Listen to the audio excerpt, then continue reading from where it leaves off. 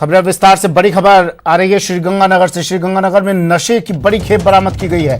BSF और NCB ने ये बड़ी कार्रवाई की है। 1 लाख से ज्यादा नशे की गोलियां बरामद की है। नशे की गोलियों समेत ट्रक चालक को भी गिरफ्तार किया है। करीब 8 लाख रुपए इस नशे की खेप की कीमत बताई जा रही है। पंजाब में इसकी सप्लाई होनी थी। बीएसएफ और एनसीबी की नशे के खिलाफ बड़ी कार्रवाई। 1,05,000 नशे की गोलियों सहित ट्रक चालक को गिरफ्तार किया है।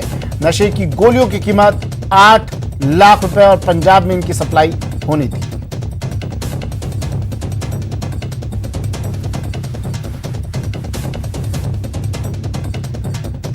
बड़ी खबर इस वक्त की श्रीगंगानगर से। नशे की खेप बरामद। बीएसएफ और एनसीबी ने यह बड़ी कार्रवाई की है। 1 लाख से ज्यादा नशे की गोलियां बरामद की है और इसकी कीमत 8 लाख रुपए बताई जा रही है। इस नशे की खेप की सप्लाई पंजाब में की जानी थी, लेकिन उससे पहले ही ये हत्थे चढ़ गया ड्राइवर और पूरी नशे की खेप। ट्रक चालक को नशे की गोलियों सहित गिरफ्तार कर लिया गया है। सहयोगी अशोक शर्मा श्रीगंगानगर से फोन लाइन पर जुड़ गए हैं। अशोक, किस तरह इस कार्रवाई को अंजाम दिया गया? कितनी ज्यादा इस नशे की खेप को बताया जा रहा है? कहां पर ये सप्लाई होनी थी, कहां से आ रही थी, क्या जानकारी? सुमित जी, एक्चुअल में गुजरात से ये ट्रक रवाना हुआ था जो खाद्य पदार्थ तेल को लेकर इसको अपने पंजाब में सप्लाई देनी थी। चूंकि ये ट्रक चालक जोधपुर के बाप तहसील का रहने वाला था, वहीं पर इसको किसी सप्लायर ने ट्रक चालक को 2 थैले में रखी हुई 1 लाख टेबलेट इसको दी सप्लाई करने के लिए, जो पंजाब के अबोहर में सप्लाई होनी थी। इसके एवज में ट्रक चालक को 10,000 रुपए की एक ट्रांसपोर्टेशन कॉस्ट भी इसका हवाला दिया गया, लालच दिया गया, जिसके एवज में इसने 2 थैले रख लिए अपने साथ में। इस सब चीजों की input national narcotics control bureau Ajmer को थी, जिसने सूचना बीएसएफ श्री गंगानगर को दी और बीएसएफ ने अपने खुफिया तंत्रों के हवाले से इसको सदर थाना क्षेत्र के नाथेवाला नेशनल हाईवे पर इसको पकड़ा और तलाशी के दौरान ट्रक चालक से 2 थैलों में रखी हुई 1,05,200 प्रतिबंधित घटक की नशीली टेबलेट्स जब्त की हैं। Sumit ji, as per the MRP के अकॉर्डिंग इनकी कीमत जो आती है लगभग 8 लाख रुपए है, लेकिन मार्केट में इनकी कीमत अवेलेबिलिटी के तौर पर डिपेंड करती है। हो सकता है मार्केट में ये एक टेबलेट बजाय 8 रुपए के 20 रुपए में बिके, 30 रुपए में बिके, 40 रुपए में बिके।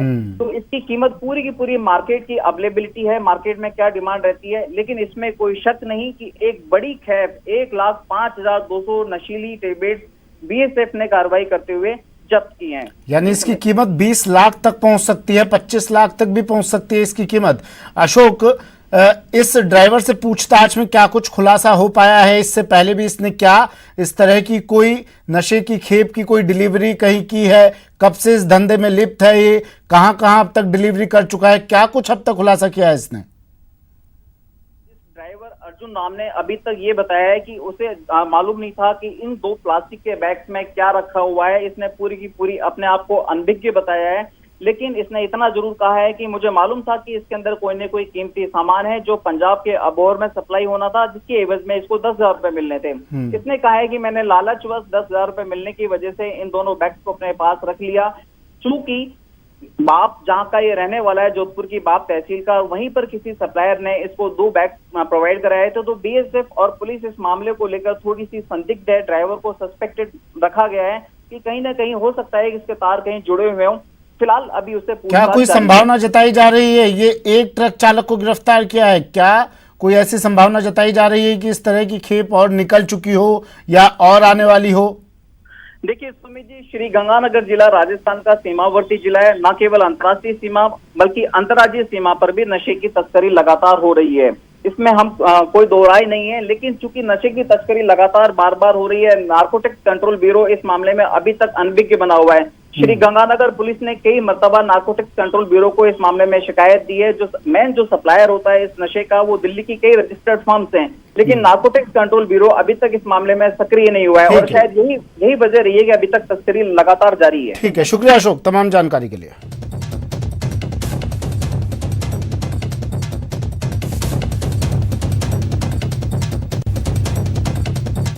चलिए बढ़ते हैं अगली खबर की ओर। खबर भीलवाड़ा से। भीलवाड़ा में बदमाशों की करतूत सामने आई। कार ने पुलिस की नाकाबंदी तोड़ी। पुलिस ने 2 युवकों को गिरफ्तार कर लिया है। युवकों के पास से अफीम भी बरामद की है।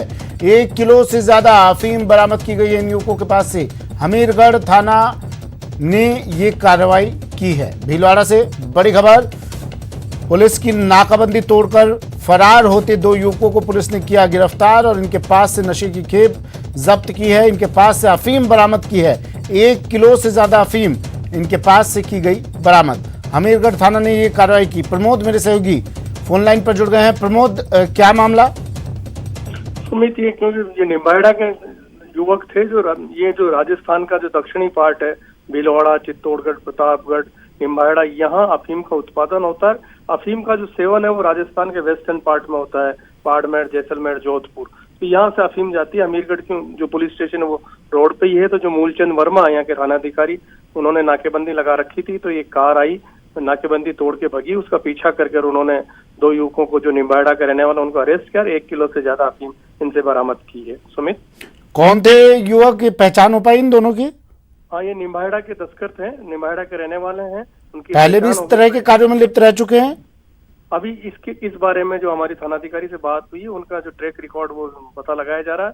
पुलिस ये कह रही है कि ये कहाँ ले जाने वाले थे, अपने खुद के उपयोग के लेने वाले थे और ये कहाँ से लाए थे। इस बात पर पुलिस अभी तहकीकात कर रही है। ठीक है, शुक्रिया प्रमोद तमाम जानकारी के लिए।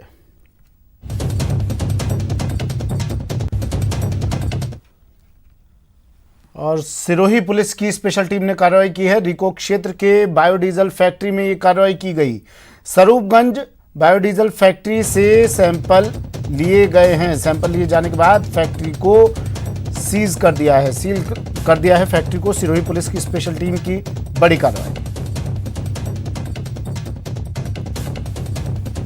बायोडीजल फैक्ट्री में कार्रवाई की गई है। स्वरूपगंज बायोडीजल फैक्ट्री से सैंपल लिए गए। सैंपल में गड़बड़ी पाए जाने पर अब फैक्ट्री को सील कर दिया गया है। पुलिस की स्पेशल टीम की कार्रवाई। रिको क्षेत्र के बायोडीजल फैक्ट्री में ये कार्रवाई की गई। सिरोही से बड़ी खबर।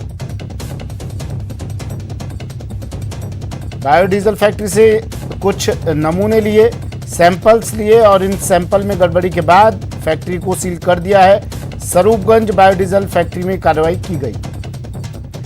शरद टांक सिरोही से हमारे साथ फोन लाइन पर जुड़ गए हैं। शरद, किस तरह से कार्रवाई की गई, क्या इस कार्रवाई के बाद निकला अब तक?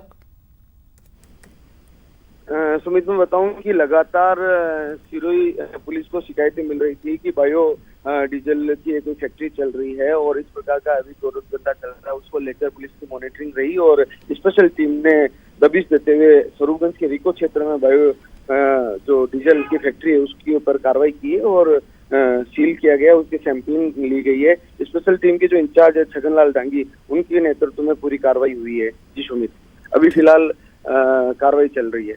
ठीक है, शुक्रिया शरद तमाम जानकारी के लिए।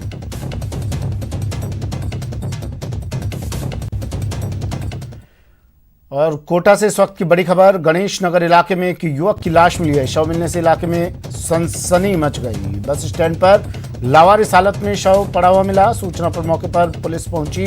शव को एमबीएस अस्पताल की मोर्चरी में रखाया। आरकेपुरम थाना अब इस पूरे मामले की जांच कर रही है।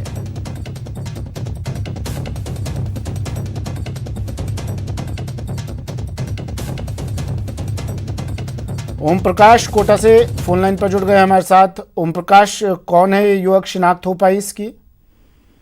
जी, फिलहाल आरकेपुरम थाना पुलिस शिनाख्ती के प्रयास कर रही है और आसपास के जो थाना है उसमें कोई गुमशुदा व्यक्ति है उनकी जानकारी एकत्रित कर रही है। फिलहाल इसके बारे में कोई जानकारी नहीं मिल पाई है, लेकिन माना जा रहा है कि आसपास के इलाके का रहा व्यक्ति है और संबद्ध बुजुर्ग है जो सामान्य मौत ही बताई जा रही है। कुछ खास ज्यादा नहीं बताया जा रहा, लेकिन पूरी बात, पूरा मामला मृतक की शिनाख्त के बाद ही कंफर्म हो पाएगा। फिलहाल एमबीएस अस्पताल की मोर्चरी में मृतक के शव को रखवाया गया है और आरकेपुरम थाना पुलिस पूरे मामले की जांच में जुटी हुई है। जी ठीक है, शुक्रिया तमाम जानकारी के लिए।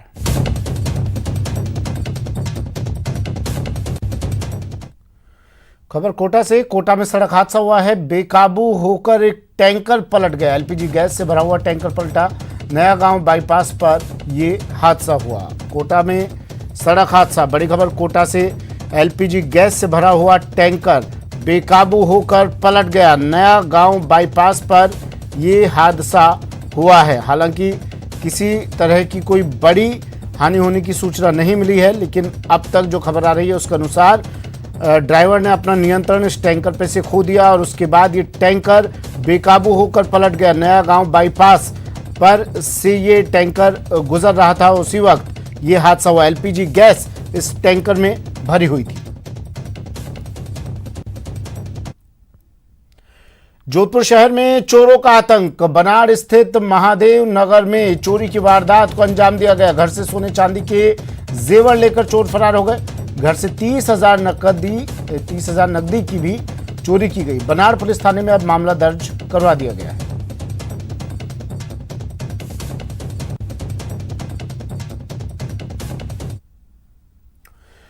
खबर बारा से। बारा के हरनावदा शाहजी के पास परवा नदी का जलस्तर बढ़ने से कामखेड़ा और अकलेरा मार्ग फिर से बंद हो गया है। अकलेरा मार्ग पर पानी का तेज बहाव होने से पुल के ऊपर से पानी का तेज बहाव जारी है, जिससे लोगों को आवागमन में परेशानी हो रही है। तस्वीरों में आपको दिखा रहे हैं कि कैसे सड़क पर पानी की तेज धारा चल रही है। बहाव काफी तेज है। आपको बता दें कि एक सप्ताह से पुलिया सूखी हुई थी, उसके बाद उसकी मरम्मत का काम शुरू किया गया था, लेकिन अब पुलिया के ऊपर से पानी बहने की वजह से मरम्मत का काम फिर से रुक गया है और वाहनों की आवाजाही भी बंद हो गई है। बारा से विपिन तिवारी फोन लाइन पर जुड़ गए हैं। विपिन, फिलहाल क्या स्थिति?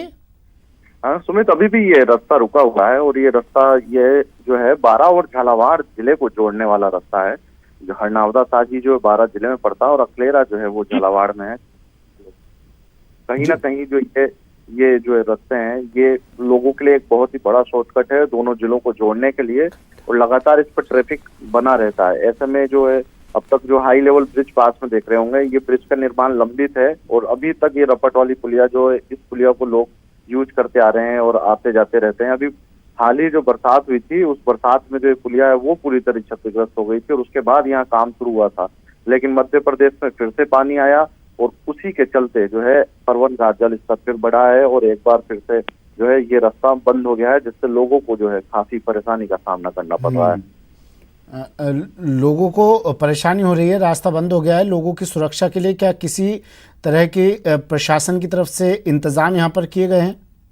बिल्कुल, शुरुआती दौर में जब हुआ था तब जरूर यहाँ पर 1-2 दिन पुलिस वाले लगाए गए थे प्रशासन की ओर से, लेकिन फिलहाल यहाँ पर कोई पुलिसकर्मी नहीं है। और आपका ये बिल्कुल बात वाजिब है, क्योंकि यहाँ पर हादसे हर साल होते थे, हर साल यहाँ मौतें होती थी। ये पहला साल है जब बारा में पानी और पुलियाओं को क्रॉस करते हुए कोई मौत नहीं हुई है, नहीं तो दर्जनों ऐसे मामले बारा जिले में हर साल होते थे।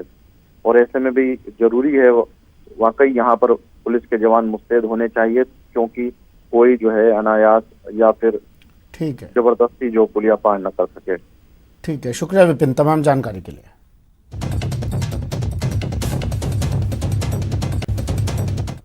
वक्त एक ब्रेक का है, जल्द हाजिर होंगे।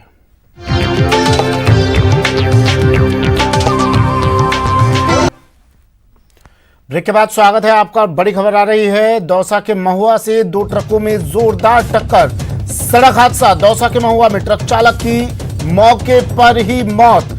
कड़ी मशक्कत के बाद शव को बाहर निकाला गया। पीपलखेड़ा गांव के पास ये हादसा हुआ है। बड़ी खबर दौसा से, दौसा के महुआ से इस वक्त की बड़ी खबर। 2 ट्रकों में जोरदार टक्कर, ट्रक चालक की मौके पर मौत।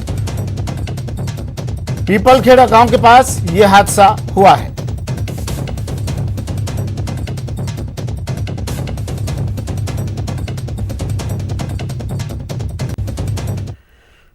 और कोटा से बड़ी खबर आ रही है। 13 कर्मचारियों को लापरवाही भारी पड़ गई। उत्तर नगर निगम स्वास्थ्य अधिकारी समेत 13 को नोटिस जारी किया है। सेक्टर से नदारद ये लापरवाह कर्मचारी मिले थे।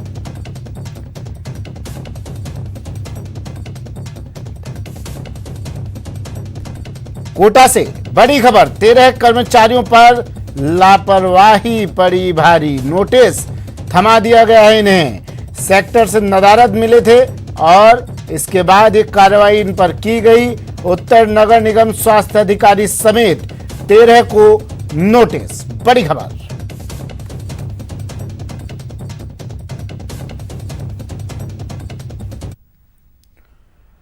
और मुख्यमंत्री अशोक गहलोत 12 बजे डिजिटल लोकार्पण करेंगे सिरोही के रेवदर कॉलेज के नए भवन का।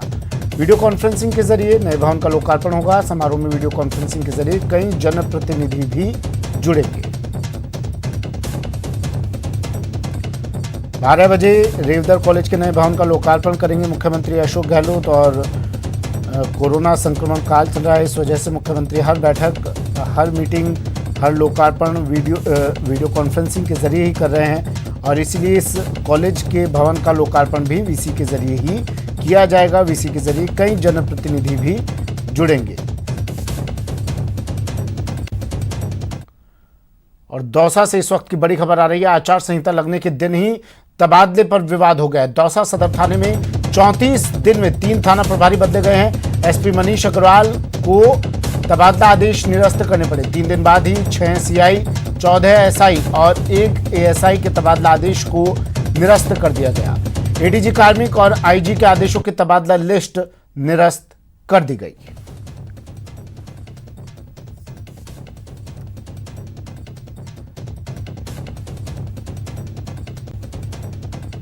तबादले पर विवाद हुआ है। आचार संहिता लगने के दिन ही तबादले पर विवाद। दौसा सदर थाने में 34 दिन में 3 थाना प्रभारी बदले गए। दौसा एसपी और जयपुर रेंज के आईजी इसके बाद आमने सामने हो गए। डीजीपी के हस्तक्षेप के बाद ये मामला सुलझा।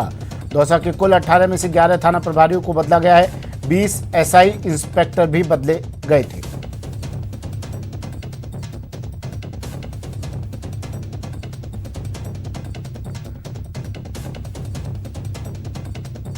आचार संहिता लगने के दिन ही तबादले पर विवाद। 34 दिन में 3 थाना प्रभारियों को बदला गया है। दौसा सदर थाने में तबादला आदेश निरस्त करने पड़े। एसपी मनीष अग्रवाल को आशीष मेरे सहयोगी हमारे साथ फोनलाइन पर जुड़ गए हैं। आशीष, ये विवाद क्यों? बिल्कुल, जिस दिन पंचायत चुनाव की आचार संहिता लगी थी 7 सितंबर को, उस दिन दौसा एसपी मनीष अग्रवाल ने एक तबादला सूची जारी की थी जिसमें 11 थानाधिकारियों के तबादले हुए थे। और तभी से ये कंट्रोवर्सी पैदा हुई है क्योंकि दूसरे दिन आचार संहिता लगी हुई थी और आचार संहिता में जो पुलिस अधिकारियों के तबादले हुए थे उन्होंने जाके ज्वाइन किया था। ऐसे में आचार संहिता में कोई भी तबादला या फिर ज्वाइनिंग ऊपर मुख्यालय के निर्देश के बाद ही की जा सकती है, लेकिन यहाँ पर पुलिस अधिकारियों ने बिना मुख्यालय के आदेश के यहाँ पर ज्वाइनिंग की और उसके बाद में डीजीपी को हस्तक्षेप करना पड़ा, एडीजी कार्मिक को आदेश निकालने पड़े और जयपुर रेंज आईजी ने भी एक आदेश निकाला। और उन्हीं आदेशों के बाद कल शाम को दौसा एसपी मनीष अग्रवाल ने अपने ही जो आदेश जो 7 सितंबर को जारी किए थे तबादला सूची, वो निरस्त कर दी है। ऐसे में अब सभी थानाधिकारी पूर्व की भांति रहेंगे। जिन थानाधिकारियों ने ज्वाइनिंग कर ली थी, 3-3, 4-4 दिन नए थानों में रह चुके हैं, उनको वापस पुराने थाने में आना होगा। और जो लाइन हाजिर हो गए थे कुछ थानाधिकारी, उनको वापस थानाधिकारी बनाया गया है। ऐसे में पूरी तबादला सूची निरस्त कर दी गई है।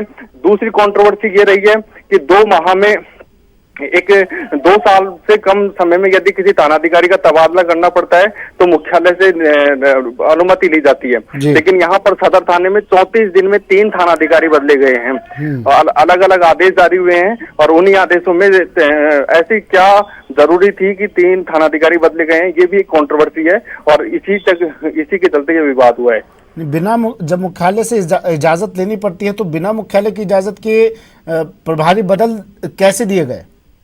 बिल्कुल, जब भी आचार संहिता लगती है तो मुख्यालय के निर्देश के बाद ही तबादला सूची जारी की जाती है। लेकिन एसपी मनीष अग्रवाल का कहना है कि जिस दिन आचार संहिता लगी थी उससे पहले ही तबादला सूची जारी कर दी गई थी। लेकिन जो ज्वाइनिंग की गई है, जो अधिकारियों ने वहां जाके नई जगह पर अपना कार्यभार ग्रहण किया है, वो आचार संहिता के दौरान किया है। ऐसे में कंट्रोवर्सी यह है। और दूसरी कंट्रोवर्सी सदर थाने की है। सदर थाने में लगातार पिछले 1 माह में करीब 34 दिन में 3 थानाधिकारी बदले गए हैं। एक थानाधिकारी जो हरदयाल है वो केवल 4 दिन इस थाने में रहे हैं। ऐसे में 4-4 दिन में थानाधिकारी बदले गए हैं। इसमें किसी भी तरह की जो आला अधिकारी हैं पुलिस विभाग के मुख्यालय के, उनका कहना था कि 2 साल से कम समय में यदि किसी थानाधिकारी को यदि आप बदल रहे हो तो आपको मुख्यालय को सूचना देनी पड़ी होगी और कारण बताना होगा कि ऐसी क्या कारण है कि इस थानाधिकारी को कम समय में बदला जा रहा है। जी, राकेश गोसाई भी मेरे सहयोगी हमारे साथ जयपुर से जुड़ गए हैं फोन लाइन पर। राकेश, ये नौबत आई ही क्यों? आचार संहिता लगने के दिन ही तबादला और इस पर विवाद, नौबत आई क्यों ये? बात तो स्पष्ट होती है कि कोई पर्सनल इंटेंशन जरूर रहा होगा एसपी दौसा का। यही कारण रहा कि उन्होंने एक के बाद एक तबादला किए। हैरानी की बात और हरार की इस चीज की कि जब अपने सीनियर्स यानी कि एसपी का सीनियर्स होता है आईजी जयपुर रेंज, उनकी बात नहीं मानी गई, डीजीपी को हस्तक्षेप करना पड़ा। मनीष अग्रवाल पहले भी विवादों में रहे और हमेशा विवादों में का इनका नाता रहा है। पूर्व में भी कई जगहों से ये एपीओ होकर वापस पुलिस मुख्यालय आए हैं और यही बहुत दिनों बाद इनको ये पोस्टिंग मिली थी और उसमें ये स्टार्टिंग के अंदर ही ये विवादों के अंदर आ गए। जहां तक एसएचओ के तबादले की बात है, एसएचओ के तबादले सही बात है कि अगर 2 साल से पहले अगर किसी एसएचओ का तबादला किया जाता है बिना किसी शिकायत के, अगर उसके खिलाफ कोई भ्रष्टाचार का शिकायत है, कोई रिकवरी या किसी प्रकार से उगाई की कोई शिकायत आती है, तो एसपी के पास पावर है कि उसको हटा दे। इस चीज के लिए वो आईजी को ध्यानार्थ करे कि वो इस संबंध के अंदर एसएचओ को हटा रहा है। लेकिन जिस प्रकार से एसपी द्वारा, जो मनीष अग्रवाल द्वारा इस प्रकार से हटाया गया, वो कहीं ना कहीं सवालों के घेरे में मनीष अग्रवाल को लाते हैं। इसके अलावा सबसे बड़ी चीज पर्सनल इंटेंशन नजर आता है। अब राकेश, आप बता रहे हैं आईजी को संज्ञान में लाना जरूरी है, आईजी के संज्ञान में लेकर आए ये बात? बिल्कुल, आईजी के संज्ञान में लाना बेहद जरूरी है और टेक्निकल आईजी को बताना भी बहुत जरूरी है। लेकिन हैरानी की बात है कि एसपी द्वारा ये सब चीजें आईजी को नहीं बताएगी। जब आईजी को इस चीज के बारे में पता चला तो आईजी ने इन सभी आदेशों को तत्काल प्रभाव से निरस्त करने के आदेश दिए, जिसे एसपी द्वारा स्वीकार नहीं किया गया। हैरानी की बात यह है कि इसके बाद में डीजीपी का इन्वॉल्वमेंट होता है और डीजीपी के आदेश के बाद में एसपी को तबादले वापस लेने पड़ते हैं। लेकिन उस बयान के बाद में कि अगर मैं तबादले वापस लेता हूं तो और जिलों के भी एसपी को तबादले वापस लेने पड़ेंगे। सुमित, एक और बड़ी चीज इस पूरे प्रकरण के लिए कि अभी कुछ देर पहले डीजीपी ने आईजी जयपुर रेंज एस संगथरिया को कॉल किया है, यानी कि उनको मीटिंग के लिए पुलिस मुख्यालय में बुलाया गया है और इस पूरे घटनाक्रम के ऊपर वो अब अपडेट लेने वाले हैं उनसे कि अब एसपी ने किस इंटेंशन से इन सभी एसएचओ के तबादले किए थे और ये बार बार एक ही दिन में 3-3 तबादले एक ही सदर थाने के अंदर इस प्रकार से क्यों एसएचओ बार बार बदले जाते हैं। आखिर क्या पर्सनल इंटेंशन है या फिर और कोई कारण है या लॉ एंड ऑर्डर या क्राइम का रेशो है, ये क्या कारण है? पर 2-3 दिन के अंदर अगर कोई एसएचओ बदला जाता है एसपी के द्वारा तो ये एसपी के ऊपर भी कहीं ना कहीं सवाल या निशान खड़े करते हैं। आशीष, ये किस तरह की बात है? राकेश बता रहे हैं, वो एसपी साहब कह रहे हैं कि अगर मैं वापस लेता हूं तो जो तबादले हुए उन्हें भी, जो दूसरों ने तबादले किए उन्हें भी वापस लेना पड़ेगा। आप जिस पद पर बैठे हैं उसकी गरिमा को बनाए रखना जरूरी है और आपके शब्द आपके पद की गरिमा पर सुशोभित नहीं होते हैं। बिल्कुल निश्चित रूप से ये एक बड़ा बयान था एसपी का। एसपी का कहना था कि न केवल दौसा में बल्कि राजस्थान के अनेक जिलों में इस तरह की तबादला सूची जारी हुई है। यदि मेरे को निरस्त करने पड़ेंगे तो राजस्थान के अन्य जिलों को भी निरस्त करने पड़ेंगे। इस तरह की बात सामने आई थी। ऐसे में पुलिस के आला अधिकारी, जो डीजीपी स्तर के अधिकारियों का हस्तक्षेप जिस मैटर में चल रहा हो और उस मैटर में दौसा एसपी द्वारा इस तरह की एक बयान दिया जाए, वो निश्चित रूप से एक बड़ा बयान है, क्योंकि पुलिस एक अनुशासन की पुलिस होती है और अनुशासन में किसी अफसर के सामने इस तरह का बयान दिया जाए, उसकी बात पर इस तरह का बयान दिया जाए, वो निश्चित रूप से एक जो कार्यप्रणाली है वो कटघरे में खड़ी करती है। ठीक है, शुक्रिया आशीष तमाम जानकारी के लिए। राकेश, आपका भी शुक्रिया जुड़ने के लिए, तमाम जानकारी देने के लिए। तो आचार संहिता लगने के दिन ही तबादला और उस पर विवाद। दौसा सदर थाने में 34 दिन में 3 थाना प्रभारी बदले गए और अब तबादला आदेश को निरस्त करना पड़ा एसपी मनीष अग्रवाल को। एक ब्रेक लेते हैं, जल्द हाजिर होंगे।